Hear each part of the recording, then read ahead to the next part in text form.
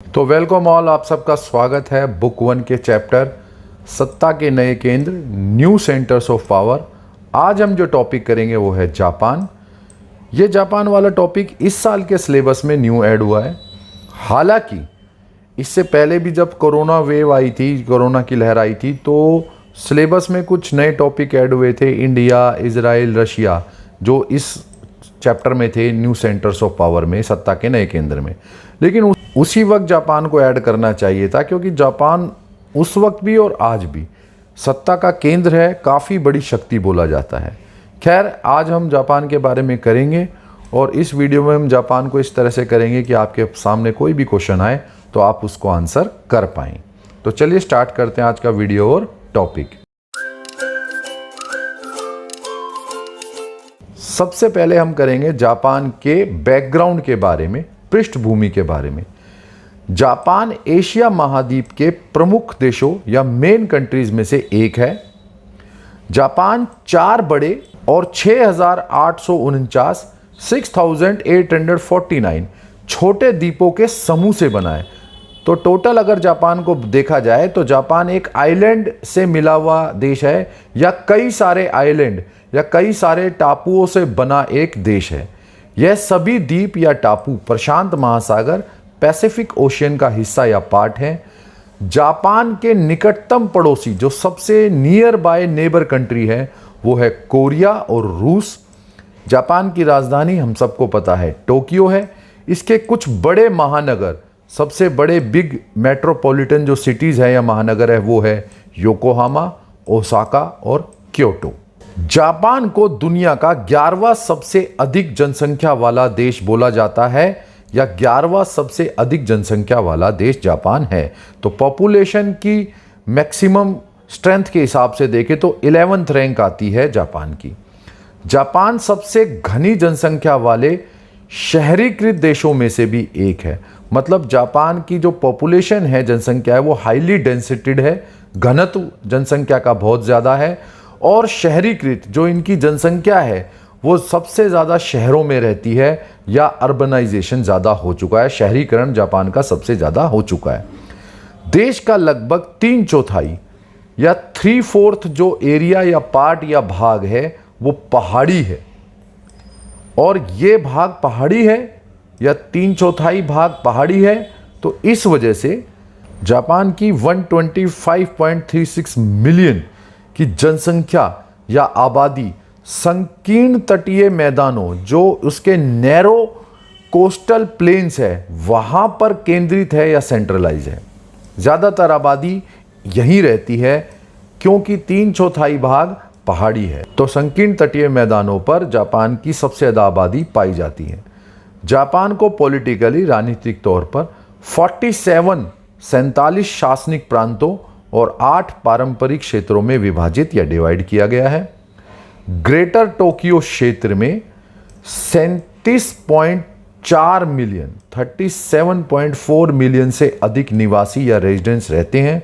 और इतनी आबादी के साथ रहने वाला ये जो ग्रेटर टोक्यो क्षेत्र है, दुनिया का सबसे अधिक महानगरीय आबादी वाला क्षेत्र बोला जाता है, या सबसे अधिक आबादी वाला महानगरीय क्षेत्र जापान का ग्रेटर टोक्यो क्षेत्र बोला जाता है।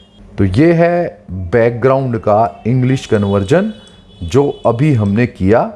अब हम आते हैं जापान की अंतर्राष्ट्रीय स्थिति या उपस्थिति, या जापान की इंटरनेशनल प्रेजेंस पर। 1956 के बाद से जापान संयुक्त राष्ट्र मतलब यूनाइटेड नेशंस और इसके अलावा कई अंतर्राष्ट्रीय संगठन, इंटरनेशनल ऑर्गेनाइजेशन का मेंबर भी है। जापान एकमात्र ऐसा देश है जो सुरक्षा परिषद में सुधार की मांग करता है, और वो G4 देशों में से एक है। G4 बहुत डेवलप कंट्रीज बोली जाती हैं, 4 इनका एक ग्रुप है G4। और ये G4 देशों में अकेला एक जापान ऐसा है जो यूनाइटेड नेशन या सुरक्षा परिषद के अंदर सुधार की मांग करता है। यूनाइटेड नेशन का जो ऑर्गन है, सुरक्षा परिषद या सिक्योरिटी काउंसिल, जापान उसमें सुधार की, रिफॉर्म की मांग करता है, डिमांड करता है। इसके अलावा जापान G7, G20, एपेक और ASEAN+3 का भी सदस्य है या मेंबर है, और पूर्वी एशिया शिखर सम्मेलन में भी भागीदार है, पार्टिसिपेंट है। तो आप देखोगे जापान अंतर्राष्ट्रीय स्तर पर काफ़ी एक्टिव है और बहुत बड़ी बड़ी ऑर्गेनाइजेशंस का और ग्रुप का मेंबर भी है। जापान आधिकारिक विकास सहायता का दुनिया का सबसे बड़ा 5वां बड़ा डोनेटर या दाता है, जिसने 2014 में 9.2 बिलियन अमेरिकी डॉलर का दान या डोनेशन किया था। 2019 में जापान में दुनिया का सबसे बड़ा चौथा या 4th नंबर का राजनयिक नेटवर्क था। ये है इंग्लिश कन्वर्जन जो अभी हमने पॉइंट ऊपर डिस्कस किए। नेक्स्ट आता है जापान के अमेरिका के साथ घनिष्ठ आर्थिक और सैनिक संबंध है। इसके बारे में मैं अभी आपको और डिटेल में बताता हूँ इस पॉइंट को ख़त्म करने के बाद। अमेरिका के साथ जापान एक सुरक्षा गठबंधन भी बनाकर रखता है। अमेरिका जापान का ऐसा एक पार्टनर या यूं कह लो कि एक ऐसा साथी बन चुका आज की तारीख में कि जापान अमेरिका को सबसे ज़्यादा अपना निर्यात या एक्सपोर्ट भी करता है, या जापान के एक्सपोर्ट का या निर्यात का प्रमुख या मेन बाज़ार या जो मार्केट है वो अमेरिका है। और यहाँ तक कि जापान जो अपना आयात या इंपोर्ट करता है वो भी उसका भी एक प्रमुख सोर्स या मेन सोर्स जो है अमेरिका है। तो जापान सबसे ज़्यादा अमेरिका से ही इंपोर्ट करता है और सबसे ज़्यादा अमेरिका को ही अपना एक्सपोर्ट करता है, निर्यात करता है। लेकिन जापान का आयात के मुकाबले निर्यात, इंपोर्ट के मुकाबले एक्सपोर्ट अमेरिका को बहुत ज़्यादा है। इसके अलावा जापान में जितने भी सैन्य ठिकाने, मिलिट्री बेसिस है, उनकी सुरक्षा के लिए अमेरिका ही प्रतिबद्ध है। अब मैं आपको बताता हूं कि अमेरिका क्यों इतना ज़्यादा क्लोज हो गया है जापान के। सेकेंड वर्ल्ड वॉर के बाद हम सबको पता है कि अमेरिका ने ही परमाणु बम गिराए थे जापान पर। तो जब जापान ने आत्मसमर्पण किया तो जापान के सामने ये शर्त रखी गई कि वो अपने सैन्य ठिकाने और सेना का बड़े लेवल पर निर्माण नहीं करेगा। लेकिन उसके बाद जापान को खतरा क्या आया कि भाई जब वो अपनी सेना ही नहीं बना पाएगा तो सेना के बिना वो सुरक्षा कैसे करेगा।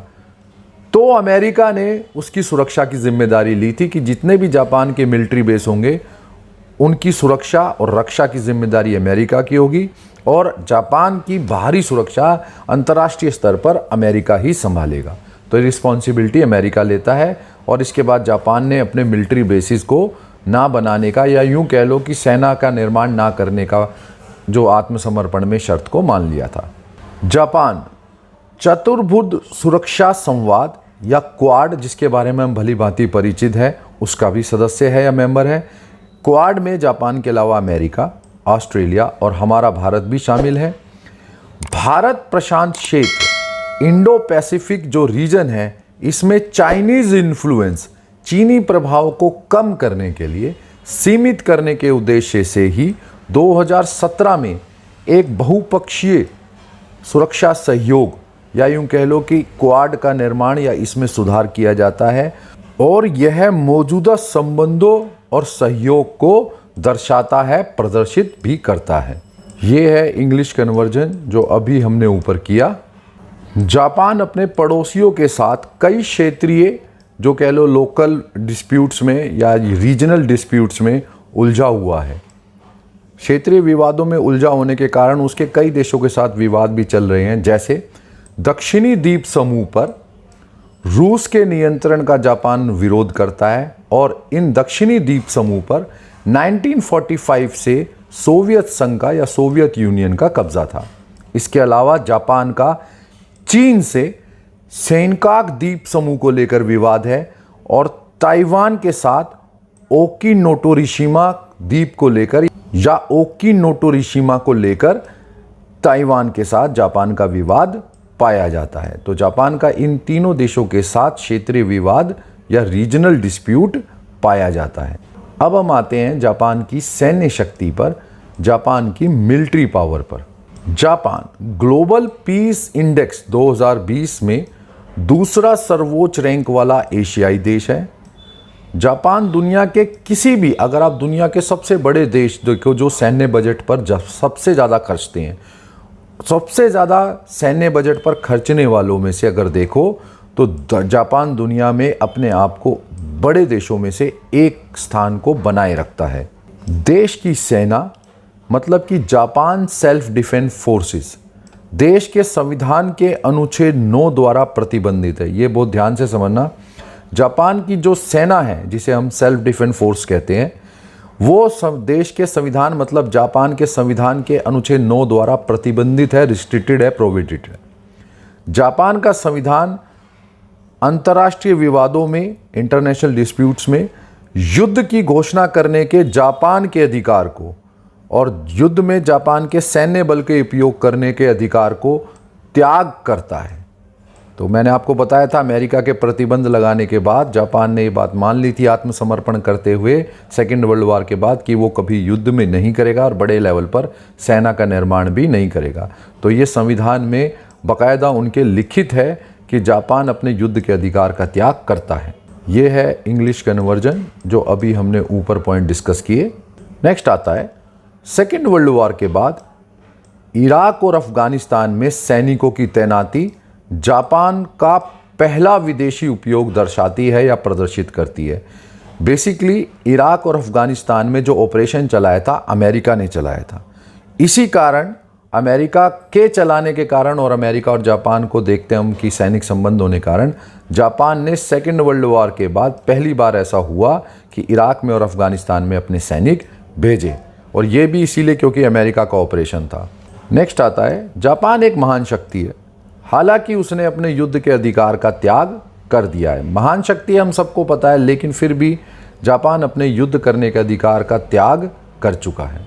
नेक्स्ट आता है अगर आप जापान का सैन्य बजट देखें, देखो ये बहुत इंटरेस्टिंग है। अगर आप जापान का सैन्य बजट देखें जो उनका मिलिट्री बजट है, तो उनके जीडीपी का, सकल घरेलू उत्पाद का सिर्फ 1% खर्चता है सेना के ऊपर।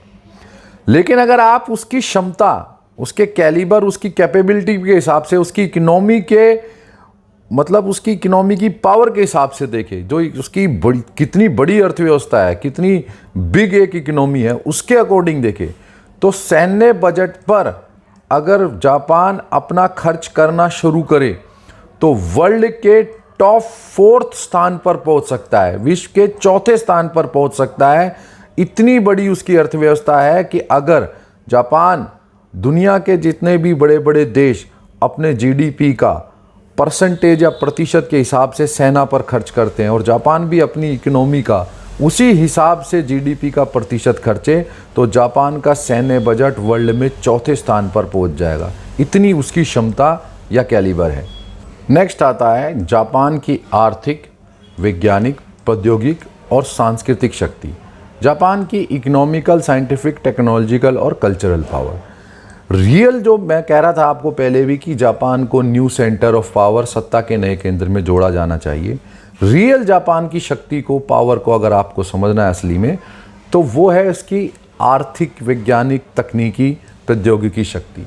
इकोनॉमिकल, साइंटिफिक और टेक्नोलॉजिकली जापान इतना स्ट्रॉन्ग है, इतना मजबूत है कि बड़ी से बड़ी शक्ति भी जापान के आगे छोटी लगने लगती है। तो इसको हमें समझना है और यहीं से पता लगेगा जापान कितनी बड़ी शक्ति है।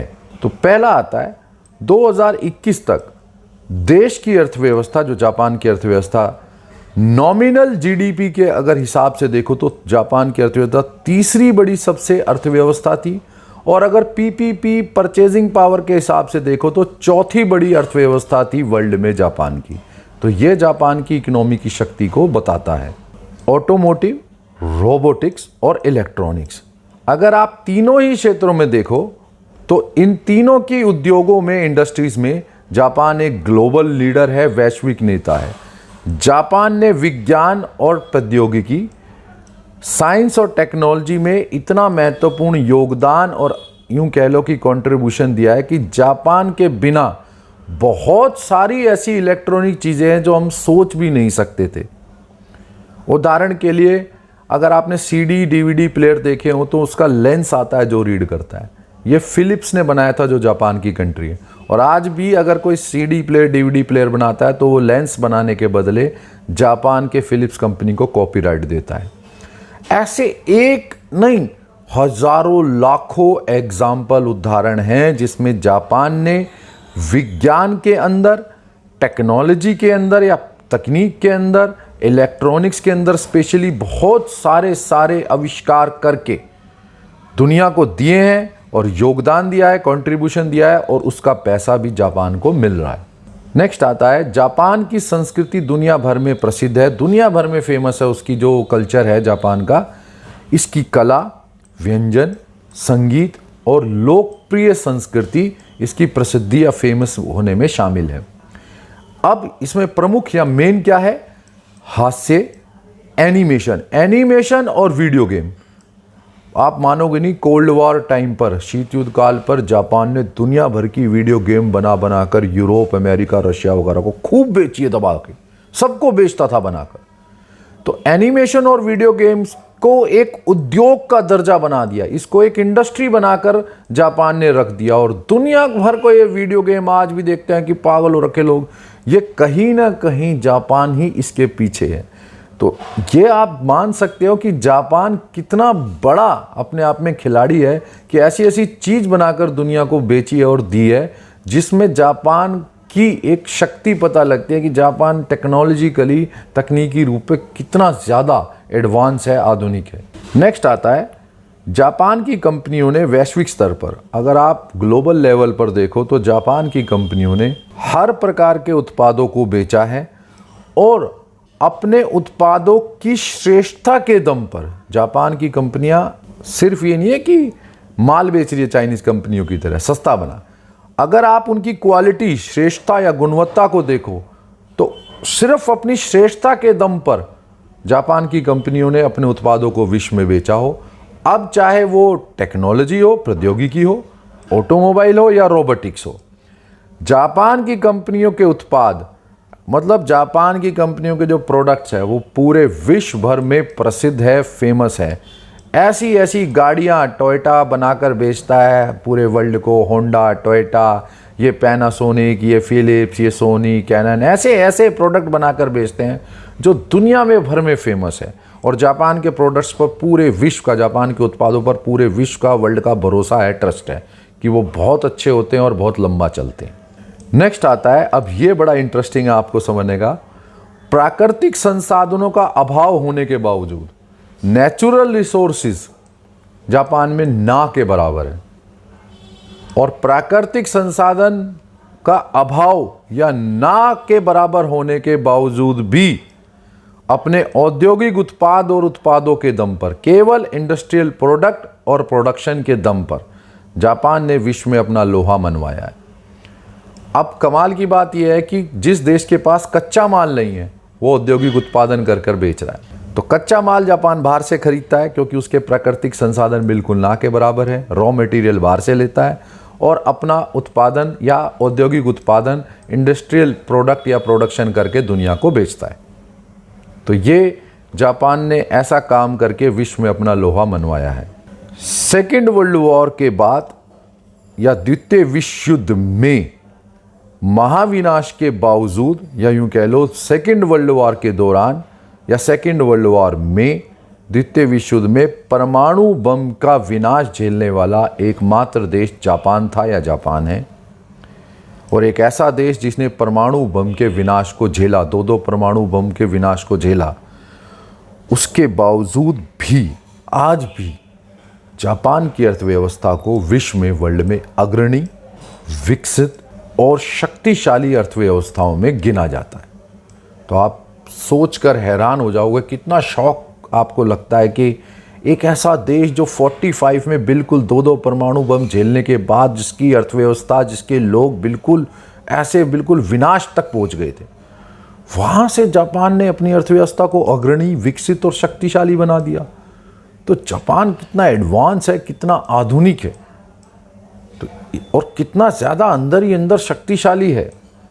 तो ये चीज़ बताती है कि जापान भी विश्व में सत्ता का बहुत बड़ा केंद्र या सेंटर है। नेक्स्ट पॉइंट आता है, जापान की अर्थव्यवस्था विश्व की दूसरी बड़ी, सेकंड लार्जेस्ट इकोनॉमी है, दूसरी बड़ी सबसे अर्थव्यवस्था बोली जाती है या है जापान की। जापान एशिया का अकेला ऐसा राष्ट्र है जो G8 का मेंबर या सदस्य है। ये G8 क्या है? ग्रुप ऑफ 8 कंट्री, 8 देशों का समूह जिसमें सारे विकसित देश हैं, टॉप विकसित टॉप डेवलप्ड, शीर्ष के विकसित देश है, बड़े बड़े रईस देश। और इन देशों में अकेला एशिया का एकमात्र देश है जापान। यूएनओ के बजट में अकेला 20% का योगदान या कंट्रीब्यूशन कौन करता है? जापान। तो आप देखो, और यह सुनकर आपको थोड़ा व्यंग्य लगेगा, आपको थोड़ा सा हंसी आएगी कि अगर यूएनओ के बजट में 20%, 20%, मतलब कि 1/5 यूएनओ के बजट का कंट्रीब्यूशन योगदान किसने किया? अकेले जापान ने। उसके बाद भी जापान को वीटो पावर नहीं मिल रही। इसीलिए जापान बार बार इसमें सुधार की मांग करता है कि सुरक्षा परिषद में जापान को भी वीटो पावर दी जाए। लेकिन जापान का आप इकोनॉमी को देखिए, 20% का योगदान दे दिया, दुनिया भर का डोनेशन दान और भी देता है। तो जापान कितनी बड़ी आर्थिक शक्ति है, इससे आप अंदाज़ा लगा सकते हो। अब हम आते हैं भारत और जापान पर, जापान और इंडिया पर। जापान की संस्कृति पर, जापान के पूरे कल्चर पर भारत में ही जन्मे बौद्ध धर्म का स्पष्ट प्रभाव या एक इन्फ्लुएंस देखा जा सकता है। कल्चरली वहाँ पर सबसे ज़्यादा बौद्ध धर्म माना जाता है और सबको पता है कि बौद्ध धर्म भारत में ही जन्मा था और भारत से ही पूरे विश्व में फैला। बौद्ध धर्म के अलावा अगर आप भारत के स्वतंत्रता संघर्ष को देखें, फ्रीडम स्ट्रगल को, तो फ्रीडम स्ट्रगल के दौरान भी जापान ने या जापान की सेना ने सुभाष चंद्र बोस जी की मदद की थी। उनकी जो आज़ाद हिंद फौज थी, आईएनए थी, उनको सहायता दी थी। और इसके अलावा स्वतंत्रता के बाद भी, फ्रीडम के बाद भी, भारत की आज़ादी के बाद भी आज तक दोनों देशों के संबंध, भारत और जापान के संबंध मधुर रहे हैं, कॉर्डियल रहे हैं। जापान की कई कंपनियां, सोनी, टोयोटा, होंडा, ये तो आपके सामने सिर्फ 3 हैं। आप मित्सुबिशी और पैनासोनिक, फिलिप्स, दुनिया भर की कंपनियां हैं, कैनन, सब लिख देना, लेकिन ये मेन 3 कंपनियां आपके सामने हैं। इन सभी कंपनियों के अलावा और भी जापान की कंपनियों ने अपनी उत्पादन इकाइयाँ, प्रोडक्शन यूनिट्स को भारत में स्थापित किया है, एस्टैब्लिश किया है। और इन कंपनियों के आने से भारत के आर्थिक विकास में मदद मिली है, या यूं कह लो कि इन कंपनियों ने जापान से आकर भारत के आर्थिक विकास में योगदान या कंट्रीब्यूशन किया है। और यही नहीं, इन कंपनियों ने जापान से यहाँ आकर भारत में तकनीकी सहायता उपलब्ध कराई है, टेक्नोलॉजिकल हेल्प अवेलेबल कराई है, मतलब भारत को टेक्नोलॉजी भी दी है अपनी। और टेक्नोलॉजिकल हेल्प का, तकनीकी सहायता का सबसे इम्पोर्टेंट एग्जाम्पल, महत्वपूर्ण उदाहरण जो मुख्य रूप से उल्लेखनीय है, आपको नोटेबल है, वो है दिल्ली मेट्रो रेल का प्रोजेक्ट। दिल्ली मेट्रो रेल का जो पूरा इतना बड़ा जाल या प्रोजेक्ट देखने को मिलता है, ये जापान की तकनीक और सहायता का ही या सहयोग का ही एक परिणाम है। तो आप मान सकते हैं बड़ी बड़ी जापान की कंपनियां भारत आई, भारत में आके भारत के आर्थिक विकास में योगदान दिया, अपनी प्रोडक्शन यूनिट, उत्पादन इकाइयां, उद्योग भारत में लगाए। और इन कंपनियों के आने से भारत को तकनीक भी मिली, तकनीकी सहायता भी मिली, और कई तरह के बड़े बड़े प्रोजेक्ट जापान ने भारत में लगाए या लगाने में मदद की। यहाँ तक कि हमें पता है कि बुलेट ट्रेन वाला प्रोजेक्ट भी हमारे को जापान ही दे रहा है। तो आने वाले समय में भी जापान लगातार भारत में मदद ही कर रहा है, जापान भारत की तकनीकी रूप में मदद कर रहा है। कई तरह के आप देखोगे सेना के भी अब प्रोजेक्ट, क्योंकि चाइना को लेकर काफ़ी ज़्यादा अमेरिका को भी परेशानी है, तो अब वो जापान को थोड़ी छूट दे रहा है अमेरिका। जापान भी धीरे धीरे अपने नए हथियार बनाए, तो जापान इंडिया को भी उसमें भागीदार बनाकर चल रहा है साथ साथ। तो इंडिया और जापान के रिलेशन काफ़ी अच्छे हैं और आगे जाकर भी ये और मजबूत ही होंगे। अगली वीडियो में हम साउथ कोरिया या दक्षिण कोरिया वाला जो टॉपिक है वो करेंगे। तो थैंक यू फॉर वॉचिंग, जल्दी मिलेंगे अगली वीडियो में। मैं हूँ विक्रांत, आप देख रहे हैं पॉलिटिकल साइंस 90+ मार्क्स।